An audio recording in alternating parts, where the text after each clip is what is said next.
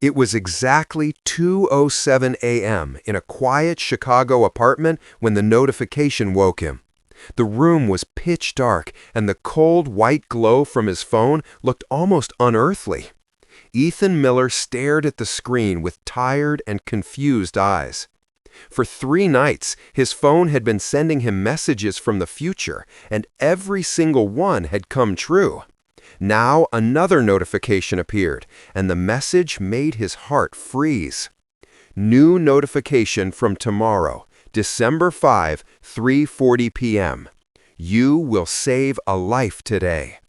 A heavy chill rushed through Ethan. He wanted to believe it was a glitch or some weird software bug, but deep down, he already knew the truth. 3 nights ago, the phone predicted a minor car crash, and Ethan watched it happen at the exact moment it said. 2 nights ago, it predicted his boss would call at 9:40 in the morning, and it happened. Yesterday, it predicted rain at 5 p.m., and it began pouring exactly at 5. Now the phone said he would save a life. Whose life? Where? How? Ethan had no answer. He stayed awake the entire night, staring at the screen like it was alive. He checked every setting, every app, every detail, but nothing explained what was happening. When the sun finally rose, he made a decision. He would go to work, but stay alert because something was coming, and he had to be ready. At his downtown office, Ethan could not focus. Everyone around him looked like someone who might need saving. A mother pushing a stroller, a man hauling a delivery cart, a teenager sprinting to catch a bus. Ethan watched them all, checking the time every few seconds. 2 o'clock passed. 2:30, nothing. 3 o'clock, nothing. He stepped onto the office rooftop and looked down at the Chicago street below. Cars crawled through traffic. A couple walked past a coffee shop. A delivery driver argued with a customer near a hot dog stand. Everything seemed normal, but Ethan felt something darker getting closer. At 3:25, his pulse started pounding. 15 minutes left. He scanned every corner. Then he saw her. A young woman, maybe 19, maybe 20, stepping out from behind a parked SUV, wearing a beige hoodie, holding her phone, AirPods in her ears. She stood near the curb, probably waiting for her ride.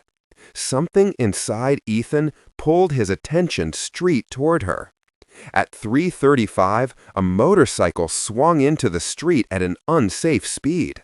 The rider adjusted his backpack, not looking ahead. The angle, the speed, the distance, Ethan knew something deadly was seconds away. The girl stepped forward, still staring at her phone.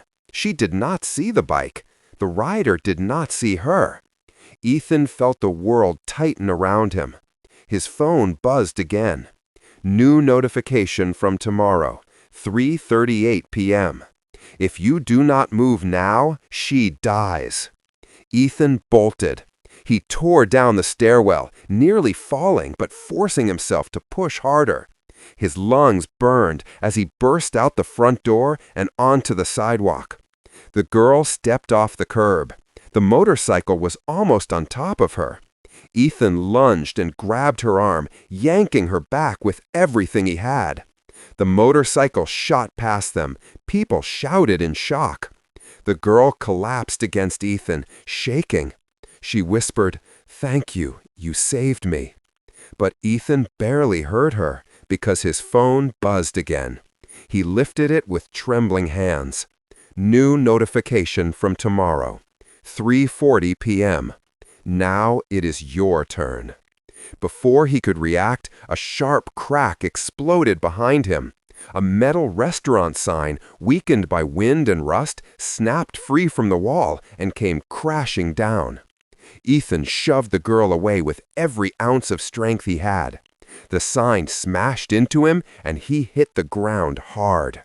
Screams filled the street. Someone shouted for 911. The girl knelt beside him, crying, begging him to stay awake. His vision blurred, fading. The world dimmed. His shattered phone lay on the pavement, still glowing. One final notification appeared.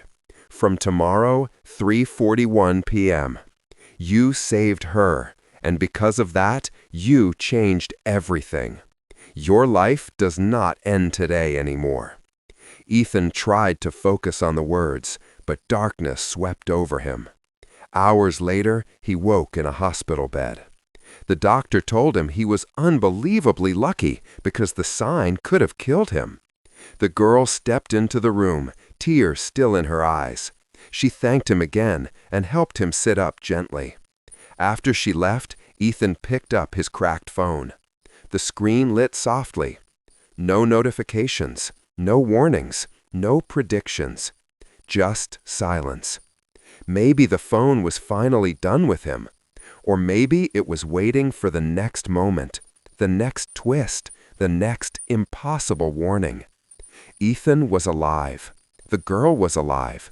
But deep inside his chest, something whispered that the story was not over. Not yet.